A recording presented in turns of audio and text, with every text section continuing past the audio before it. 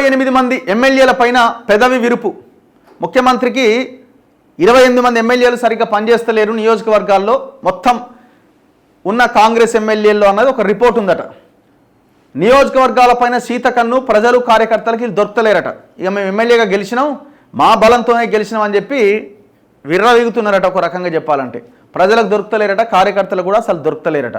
మరి ఏడ బిజీగా ఉంటారు? ప్రజలకు కార్యకర్తలకు దొరకందంటే ఏడ భూమి చుట్టో ఏడ పైసలు వచ్చే దాని చుట్టూ తిరుగుతుంటారు. మరి ఆ 28 మంది ఎవరు? వీరిలో 8 మంది అయితే ఇక మొత్తం ఘోరంగా తయారయ్యారట. ఇక అసలు వాళ్ళు మనుషులకి కూడా చూస్తలేరట, జనాన్ని కానీ కార్యకర్తలను కానీ. ఎమ్మెల్యేల పనితీరు పైన ముఖ్యమంత్రి సర్వే. రెడ్, ఆరెంజ్, గ్రీన్ జోన్లుగా విభజన. రెడ్ జోన్లో 3, ఆరెంజ్ జోన్లో 2 మంత్రులు కూడా ఉన్నారట. స్థానిక సంస్థల ఎన్నికలపైన ప్రభావం, పద్ధతి మార్చుకోవాలి అని సూచించిన సీఎం రేవంత్ రెడ్డి. వీళ్ళు ఎట్లా తయారైపోయారంటే వీళ్ళేదో కష్టపడితే అధికారంలోకి వచ్చినట్టుగా బిల్డప్లు ఇస్తున్నారు. అయ్యా మీరు కొట్లాడింది కానీ మీరు చేసింది కానీ 0.00001% కూడా లేదు.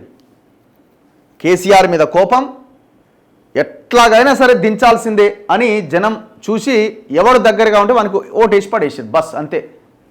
అంతకు మించి మీరు చేసిన పోరాటం కానీ ప్రజల గురించి మీరు చేసిన ఆలోచన కానీ ప్రతిపక్షంలో ఉండి నథింగ్. ఇంకా చెప్పాలంటే అధికారంలో ఉన్నోడితోని అంటగాగిరి మీరు. స్థానిక సంస్థల ఎన్నికల్లో క్లీన్ స్వీప్ చేయాలనుకుంటున్న అధికార పార్టీకి ఎమ్మెల్యేల పనితీరు పెద్ద అడ్డంకిగా మారిందా? పార్టీ ఎమ్మెల్యేలో దాదాపు 40% మంది నియోజకవర్గాలపై శీతకన్ను వేశారా? ఈ ప్రశ్నలకు అవుననే బదులిస్తున్నాయి ఆ పార్టీ వర్గాలు. ఇకనైనా ఆ ఎమ్మెల్యేలు తీరు మార్చుకోకపోతే స్థానిక ఎన్నికల్లో ఒకంత ఇబ్బంది ఎదుర్కోవాల్సి వస్తుందన్న ఆందోళన వ్యక్తం చేస్తున్నారు.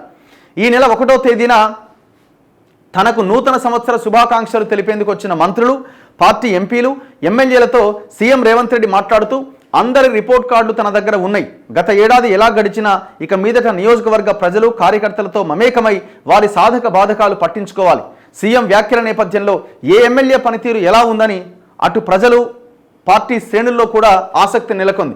ఏడాది పాలన, త్వరలో స్థానిక సంస్థల ఎన్నికల నేపథ్యంలో తనతో సహా పార్టీ ఎమ్మెల్యేల పనితీరు పైన సీఎం రేవంత్ రెడ్డి స్వతంత్ర సంస్థతో ఆయా నియోజకవర్గాల్లో సర్వే చేయించినట్లు గాంధీ భవన్ వర్గాల్లో ప్రచారం జరుగుతోంది.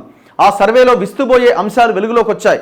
మొత్తం 65 మంది ఎమ్మెల్యేల్లో 28 మంది వరకు నియోజకవర్గానికి సమయం కేటాయించట్లేదని సర్వేలో తేలినట్లు ప్రచారం జరుగుతోంది. ఇందులో 8 మంది తమ నియోజకవర్గ ప్రజలకు పూర్తిగా దూరమయ్యారు. సర్వే చేసిన సంస్థ ఎమ్మెల్యేల పనితీరు ఆధారంగా రెడ్, ఆరెంజ్, గ్రీన్ జోన్లుగా విభజించినట్టు తెలుస్తోంది. నియోజకవర్గ ప్రజలు సంతృప్తి వ్యక్తం చేస్తే ఆ ఎమ్మెల్యేలను గ్రీన్ జోన్లో ఉంచినట్టుగా చెబుతున్నారు. 37 మంది గ్రీన్ జోన్లో ఉన్నారట. ఆశించిన స్థాయిలో ప్రజలు కార్యకర్తలకు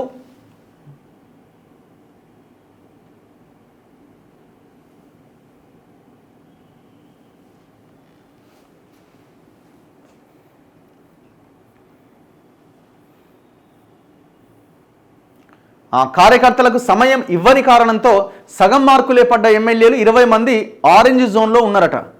ఇందులో 2 మంత్రులు కూడా ఉన్నారట. కార్యకర్తలు నియోజకవర్గ ప్రజలకు సమయం కేటాయించకుండా సొంత పనుల్లో మునిగిపోయిన ఎమ్మెల్యేలను రెడ్ జోన్లో ఉంచిరట. 3 మంత్రులు సహా 8 మంది ఎమ్మెల్యేలు ఈ జోన్లో ఉన్నారట. ఆరెంజ్, రెడ్ జోన్లు కలుపుకొని ఏకంగా 5 మంత్రుల పనితీరు పైన వారి నియోజకవర్గ ప్రజలు కార్యకర్తలు పెదవి విరవడం పార్టీ వర్గాల్లో చర్చనీయాంశంగా మారింది. ఏడాది పాలనలో ప్రభుత్వం పట్ల గ్రామీణ ప్రజల్లో ఒకంత అసంతృప్తి ఉన్న ఏకకాలంలో 2 లక్షల రుణమాఫీ అమలు, రైతు భరోసా, భూమి లేని వ్యవసాయ కార్మికులకు 12,000 సహాయం ప్రకటనతో దాన్ని అధిగమించామని, స్థానిక సంస్థల ఎన్నికలను క్లీన్ స్వీప్ చేస్తామని రేవంత్ రెడ్డి సహా పార్టీ నాయకత్వం భావిస్తోంది. రాష్ట్రంలోని అన్ని జెడ్పీటీసీ సీట్లను దక్కించుకునేందుకు ప్రణాళిక రచిస్తోంది. అయితే దాదాపు 40% మంది ఎమ్మెల్యేల పనితీరు పైన స్థానిక కార్యకర్తలు, ప్రజలు పెదవి విరుస్తుండడం స్థానిక ఎన్నికల్లో ఏ మేరకు ప్రభావం చూపుతుందన్న ఆందోళన నెలకొంది.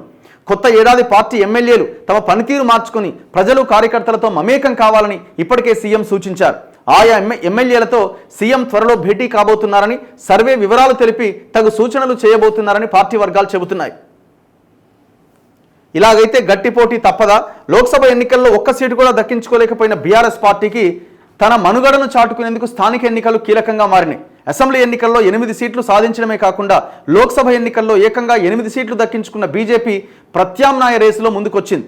స్థానిక సంస్థల ఎన్నికల్లో తన ఉనికిని చాటుకుంటే కానీ వచ్చే అసెంబ్లీ ఎన్నికల నాటికి ప్రత్యామ్నాయ రేసులో మిగిలే పరిస్థితి బీఆర్ఎస్కు ఏర్పడింది. ఈ నేపథ్యంలో స్థానిక ఎన్నికలను బీఆర్ఎస్ ప్రతిష్టాత్మకంగా తీసుకుంటుందని రెడ్ ఎల్లో జోన్లలో ఉన్న ఎమ్మెల్యేలు తమ పనితీరు మార్చుకోకపోతే పోటీ ఎదుర్కోవాల్సి రావచ్చని కాంగ్రెస్ నేత ఒకరు చెప్పిరట. మార్చుకుంటే ఉంటారు, లేకపోతే పోతారు, ఏముంటుంది, సింపుల్.